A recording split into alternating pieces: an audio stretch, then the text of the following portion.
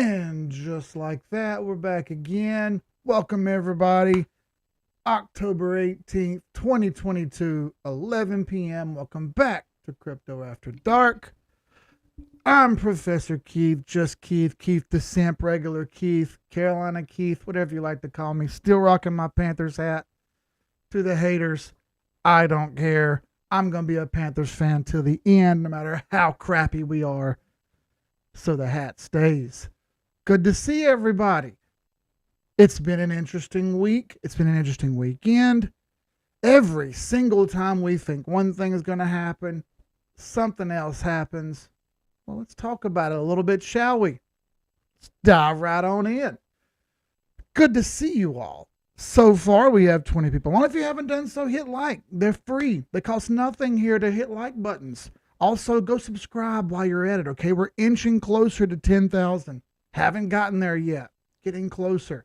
10,000 is a big threshold. Like I said before, Google and YouTube algorithms dictate that the more people you have, the better. But there are certain psychological levels that when they get met, you move farther up the food chain.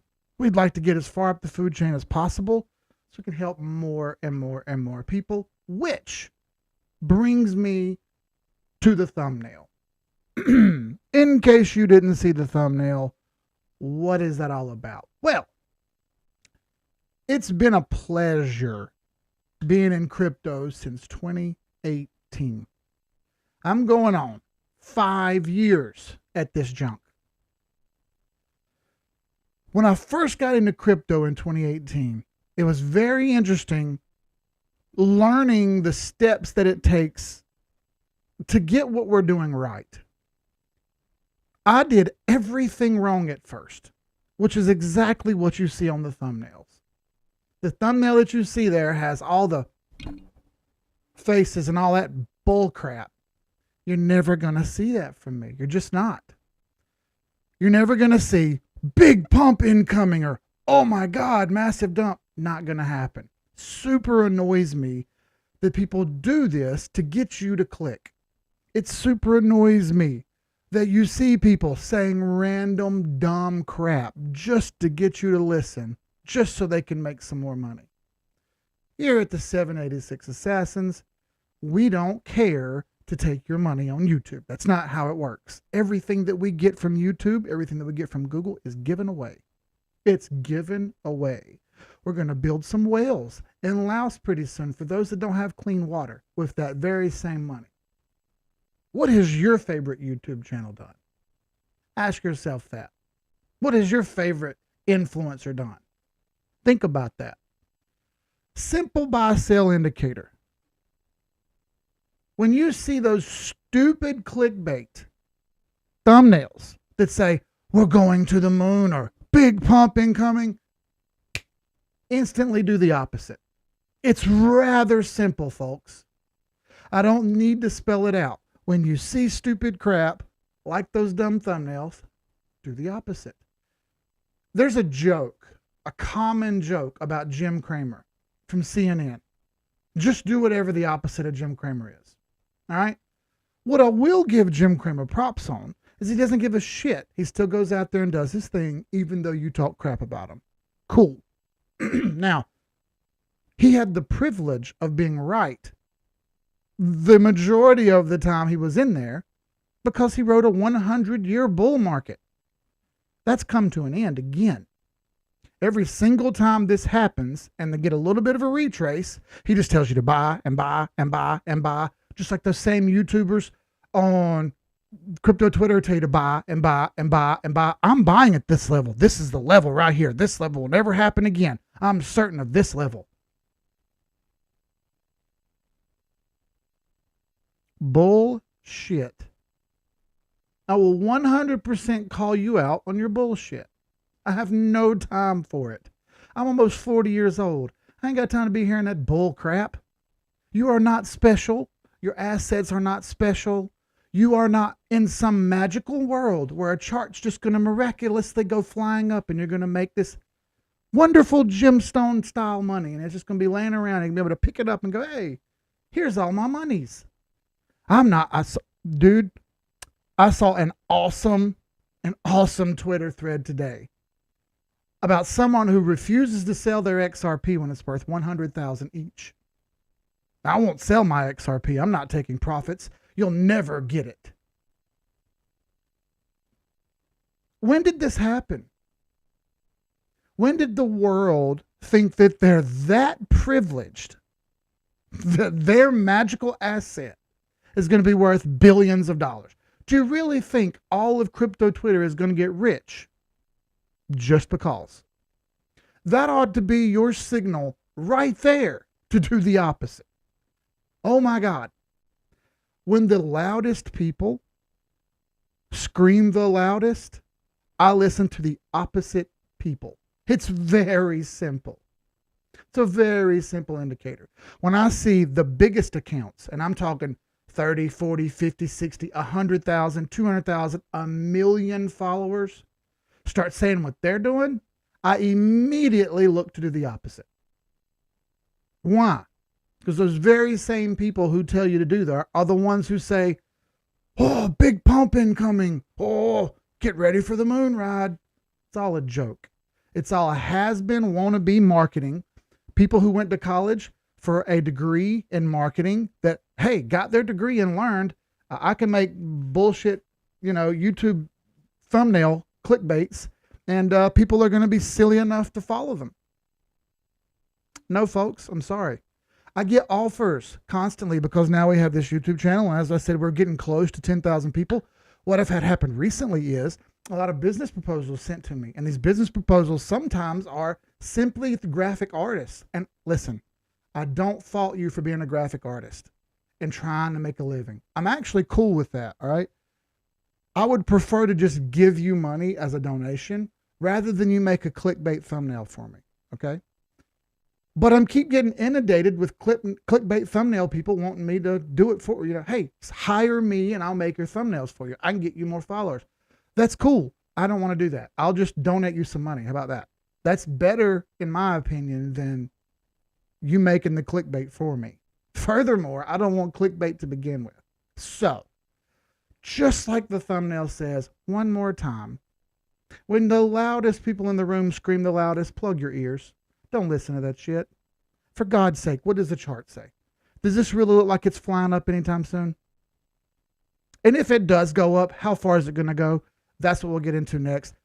But first, let's go say hey to everyone. Sorry to be on my rant box, but it's important to get off my chest and for people to understand to stop being stupid with your money. Be smarter. Hodlers are getting smoked left and right.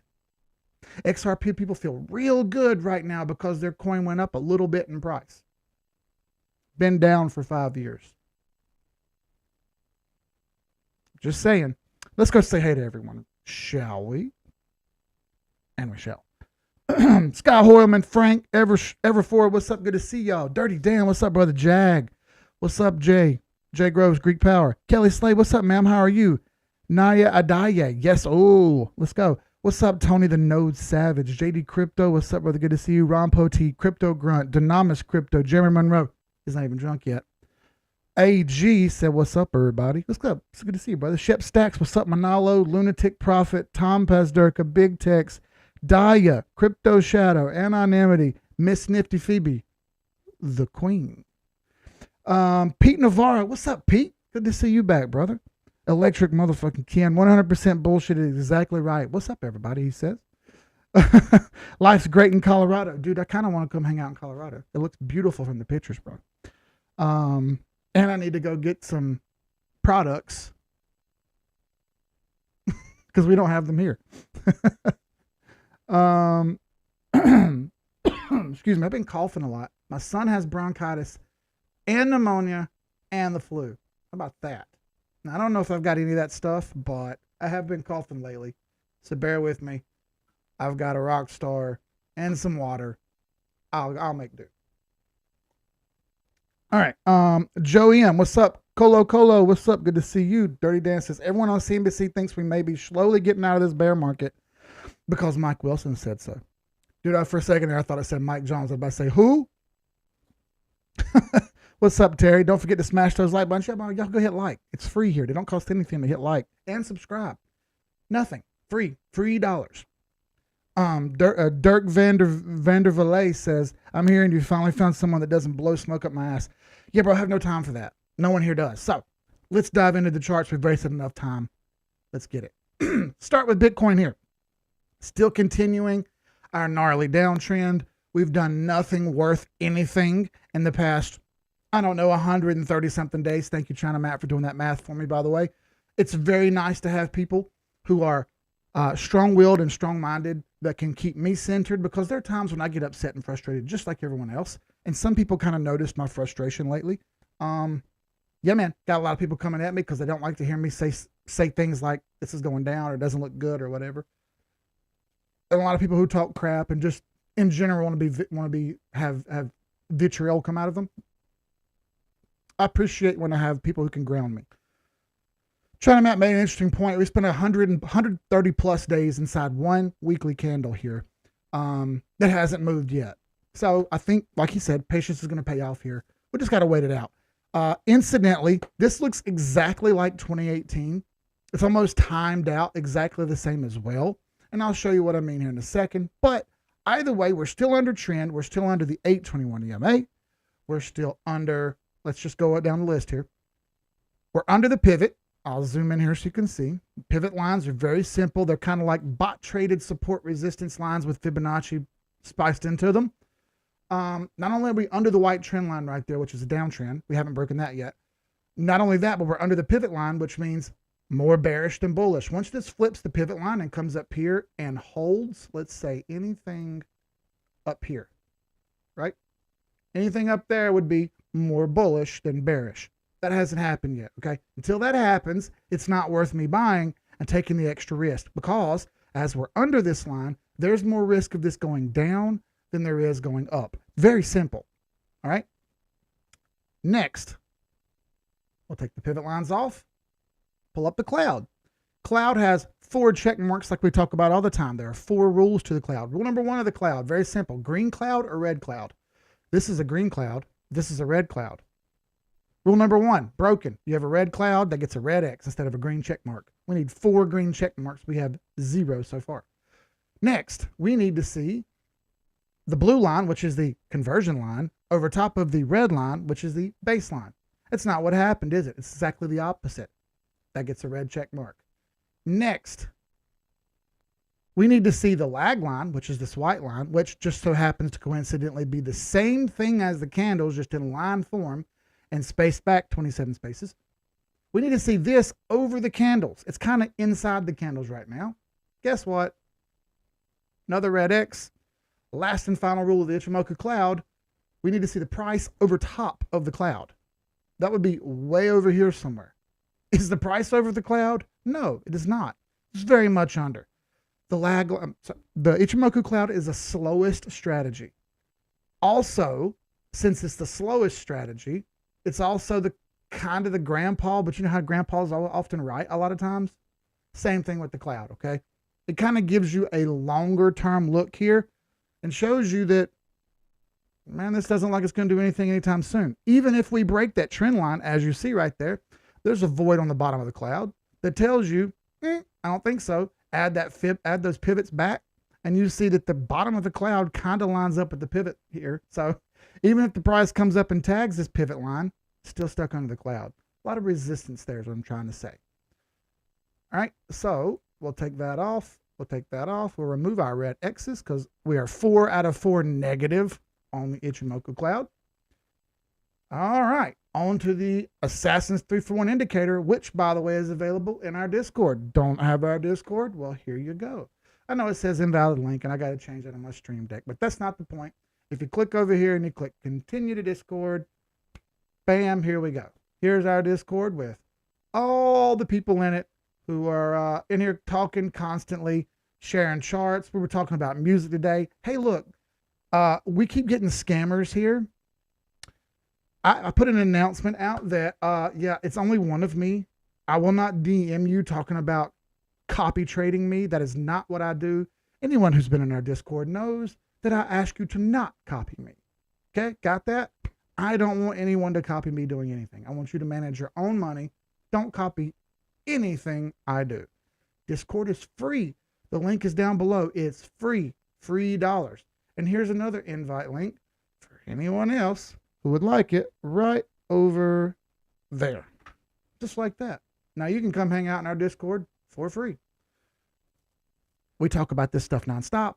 For subscribers, if you subscribe to our Discord, which is $4 whole a week, hate to break everyone, we have a whole entire section just for custom indicators, which is what you have right here. This is Assassin's 3-for-1. It's essentially Bollinger Bands, Ichimoku Cloud, moving averages, exponential moving averages, and EMAs, all put into one indicator, so it doesn't take up all the indicator slots on your trading view.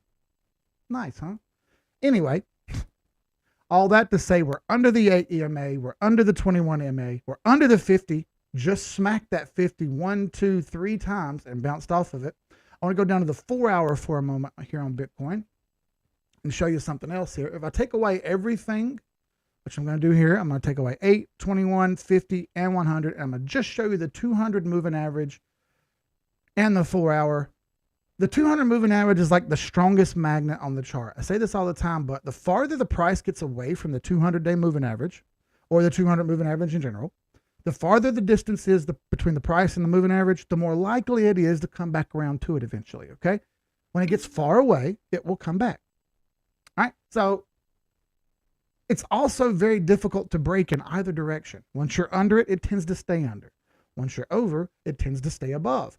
Hence why I say it's often a bullish indicator on a daily chart when the price is over the 200 moving average, especially for an extended period of time, because this shows you that it's more bullish than bearish, and it's probably breaking resistance. Moving averages are essentially rolling support and resistance lines on the chart at all the time. Here you see a great explanation of this. So I'm going to show you this many times this thing's hit the 200 and not broken it. 2, 3, 4, 5 times now and still hasn't broken it. And hey, guess what? We're hanging out underneath it right now, kind of showing that it wants to do another one of these deals, huh? Where it kind of just wants to jog right and can't make up its mind what it wants to do. I tend to look for other confluence when I see these types of things. As you see, the RSI is kind of flat. That's no help. MACD, give it a quick glance. Pointing down, that's not great. Let's go back to daily for a second and have another look at this. Indicators on the daily are flat or sideways. Now the MACD is pointing up, but it's in the bottom of the midline, meaning more bearish than bullish. All right, so RSI is dead ass flat sideways, doing nothing. So let's step it up to a higher time frame here and look at weekly. All right, because these high time frame moves dictate what happens on the lower time frames. MACD is pointing up, but mostly sideways. RSI, flat, but low. Over the yellow line for what that's worth. I don't really count that. That's an RSI with a moving average built into it, and that's just what TradingView puts on there. I don't particularly use it. Sitting at a level of about 34, not good enough. That needs to be over 40 or over 50, and it's over neither. All right. The way it sits, it continues to be bearish. And what do I mean by that? What I mean is it hasn't broken this downward momentum here. In fact, it could continue driving right all the way till January if it really, really wanted to. And this strength still wouldn't be to a point where we could say it's broken out. It just hasn't done it yet. This is still bearish strength or losing strength. Couple that with a falling chart and you have bearish convergence, losing strength, falling price. Not great. So step out for a moment. Just look at the weekly with the 200 moving average under it. This is the first time that Bitcoin has ever been under the 200 moving average on the weekly chart for this long. The longest it had previously ever been under the 200 week moving average was 7 weeks. This is much more than 7 weeks. It's been under it since pretty much May. Sorry, folks. This is not the same cycle that we saw before. While it is the same timeline, it's clearly becoming more mature, retracing back to support like it didn't do previously, which is actually a good thing. I don't think anyone should be upset about that. In fact, I think you should be encouraged by it because it shows us that this is maturing. And if it's a maturing asset, then the TA is only going to get more crisp and more clear. Now, I talked about the timelines a moment ago. Let's go over to the index chart for Bitcoin so you can see what I'm talking about. This is BTC USD through TradingView. If you look back in history here, I'll step it all the way back. Right here is 2013's peak. So in 2012, November 2012, you had a halvening. After that halvening, you had a bull run. Bull run stopped. From the bull run to the next halvening was a certain period of time. Show you here. It's about 900 days, 850 to 900 days. All right. As you see, during that time, you had a fall off. How long did that fall off last? How long did that retrace last? You see, it's made a nice gnarly downtrend with this blue line right here. And I've color coded these lines as such. You'll see me scale it over to the right. Blue is the bull run peak. Green is halvening. Red line right here is midway in between the bull run peak and the next halvening. That's the red line called midway. 100 or so days before midway, you have a capitulation. See that fall off right there? Slightly after or right near 100 days before midway. Big fall off. That's 2014. Okay, 2014. Before anybody even knew about Bitcoin, right? Because you weren't paying attention back then. You were all still jerking off in the shower like me, right? So, moving along here, you eventually had a post-midway peak. After halfway, you got a little bit of a bull run up. Failure, stayed under trend, didn't do well. Capitulated again, bounced around this 200 moving average on the weekly, and then stayed up and went up until you had your next halvening, which was in May or area of 2016. From there, you had a bull run peak, 2017. This was the one that got everybody involved in crypto to begin with. That's when I heard about it. And then 2018 is when I actually bought in. I started hearing about Bitcoin before then, but I never bought any. I'd only heard about it. I thought it was a scam, right? Just like everybody. You think everything's a scam back then. Some of us were choking the chicken. That's what Shorty Guzman said right there. I said, ay caramba. And Anonymity said, right? Well, let's keep it real, right? We're all human. We all gonna keep it real. We're all grown ups. Ain't no little kids in this stream, bro.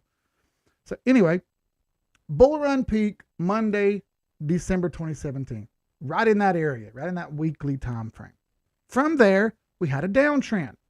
Just the same as we've had every single time we had a halvening and a bull run. Shortly after that, we had another halvening way over here in 2020, May of 2020. That's when we just had. But halfway between then, right around February or the beginning of the next year, or the previous year, the beginning of the previous year before halvening, that's midway again. 100 or so days before midway, look what happened. Big capitulation. You had a wedge form right here. It tried to hold its best up at this upper level, then it couldn't. Capitulated, bounced around this 200 weekly moving average again. Flirted with it, couldn't quite get over it. Came up finally, flirted with it, couldn't get under it. Flirted with it, midway happened. You had your pre-halvening run up, post-midway peak, same time, middle of the summer, right? Same thing back here, June, July, middle of the summer.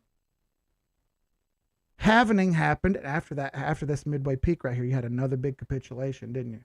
That sucked. All right. Halvening happened. Bull run. Bull run peak. Just so happens that this bull run peak from, look right here, halvening to bull run, about 575 days. Halvening to bull run, about 560 days. About the same. About the same. Should have knew this when we did this. If I'd have been paying attention, I'd have saw this. I miss things. I'm not perfect.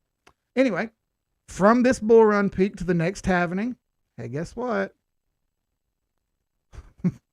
About 850 to 900 days again. 890 exactly, actually. Anyway, halfway right there is the midway point. 100 days before midway, and look where we're at. We're literally a week or so from that exact same point where we've had capitulations 2 other times. Look at 2018 forming this wedge. Look at 2022 forming this wedge.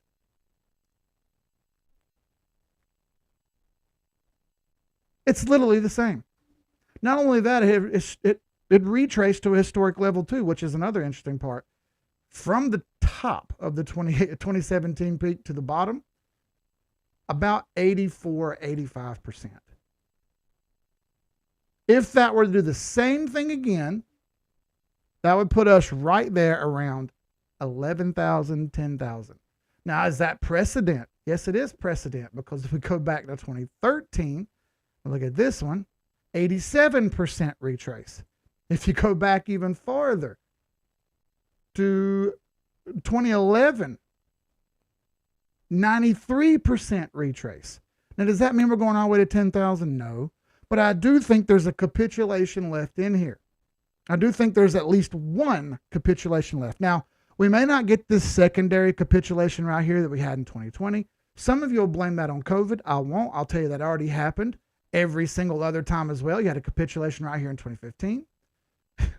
You had a capitulation right here in 2012. It's happened before. Okay, and another one right here in 2029. You've had this before. Let's not play like this hasn't happened. We can blame that on news. We can blame that on society. I don't really care to hear any of that crap.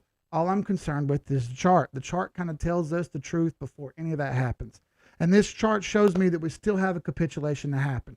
Digging down a little farther here. Go back over here to our regular ones. We don't have all those lines. Here's our fib lines. Our fib lines show us predetermined support and resistance lines mathematically based on the chart. What do we see here? We failed the 236 zone. We failed the 382 zone. We tried to recapture it where the 200 moving average was, and we failed that one as well. Where are the next key levels? Next key levels are 16,175, depending on the exchange. Don't fight me. Some places 17,000, some places 16,300. In that range, I'm going to say 16,500 to 17,000. That's my next target. Now, I believe that'll happen. Not only do I believe that'll happen, but I believe it'll probably bounce off of that level. Now, I don't know how long it'll bounce. I don't know if that's the floor or not. The point is, there's no reason to be a chart wizard here and try to have a crystal ball and find the perfect price. It's not necessary. What's more important is to know that we're going to a key level. Now, the historic retrace level, if we still retrace the same as we have every other bear market, would put us down here somewhere near the 618 line, which is 11,500 or 12,000-ish. All right? It's going to be a little play in there somewhere. I'm not a mathematical expert. All I know is that chart right there is pointing down, folks. This one right here. This chart right here is pointing down. It's not pointing up. There is no moon coming. There is no big pump coming. You'll never hear me use the words pump or dump on here. It's stupid and emotional trigger words, and I'm just not going to use them. You're only going to hear me use technical terms and try to be as straightforward as I can with all these charts. I hate it when I hear the bullshit. I've got no time for it. Us adults in the room understand that there's no time for bullshit. We don't need to pump up our own egos and pat ourselves on the back and tell us how good of a job we're doing. Society has enough of that problem right now on its own. I don't need to compare. I don't need to add to that stack. Real quick, let me answer some questions. What's up, Alvin? Good to see you, brother. Educated Dumb, what's up, brother? Heard about Bitcoin from some random guy on a plane in 2012, you see. Then, like everyone else in 2017, plane guy's probably a billionaire, bro. I know, right? Singapore case says, Keith, what is your belief that the big players will trick us somehow? I mean, majority of people believe it's going down to retrace, but then they caught up in this, the retrace happened. Don't worry about any of that. Don't worry about people. 90+% of these trades are bots, not people. Forget the people aspect completely. Don't waste your time with it. It's 0 point. You can't control what they do or what they say, so don't worry about them. Anyone who's been divorced, like me, understands that you can't control what the other side say and do, so don't worry about them. Eliminate that thought process from your brain. It's no point. It will get you nowhere. Just stick to the chart. What does the chart show us? The chart shows us that this trend needs to break before it's a buy signal. And then if it does, even if it does break the buy signal, it's got to break the 200-week moving average, which it ain't going to break easy. And then even if that happens, it's got a long way back to come back to normal. If this thing breaks and holds 20,000 for an extended period of time, I'll be happy to tell everyone that we're ready to rock and roll. But worrying about all that frivolous, non-lucrative stuff is pointless. It's just pointless. Just focus on what you can control. Your button on your mouse and the chart data. That's it. That's your control. The chart data is your control, and you run that mouse. That's it. No one else should be allowed to touch your money. Don't worry about the things that you can't control. But did the plane guy take his profits? As a noob, I was wondering if there was a way to catch the June to September Atom upward price action and recent maker price action. 821 crosses enough for bear market confirmation. Yes and no. Okay, some of these have broken trend and some of them haven't. Quant, Atom, Matic, Link, Morpheus Network, Reef, and a few others have broken trend. If you catch that lower trend coming up and it breaks the downtrend at the same time, that's a pretty damn good spot to start trying to buy or run along for a short period of time. The problem is when I only have a handful of assets out of 15,000 that look good, that still leaves me bearish, not bullish. Yeah, yes, you can try to catch every single bullet.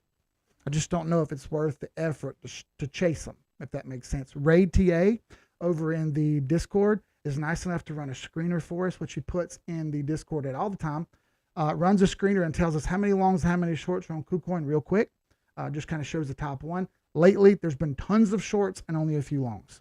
All right, and that kind of gives you the sentiment across the market real quick. Really cool. Thank you, Ray. So listen, hey, just like that, that's been 30 minutes. That goes by fast, doesn't it? Especially when I sit up here and run my mouth. But no worries, we'll be back tomorrow, 2 p.m. After the 2 p.m. stream, we'll have a 30-minute question and answer over in our Discord for all Discord subscribers. If you don't subscribe, why not, man? It's $4 a week. That's a fancy coffee one time a week that you don't buy it. You make it at home yourself. I think you can manage. It's not that much money. So, from me, from all the assassins, thank you very much for coming. I'll leave you with this in the words of the late, great, notorious B.I.G. You could have been anywhere in the world, but you chose to come hang out with me, and I appreciate the hell out of that. Thank y'all. See y'all on the next live stream. Peace.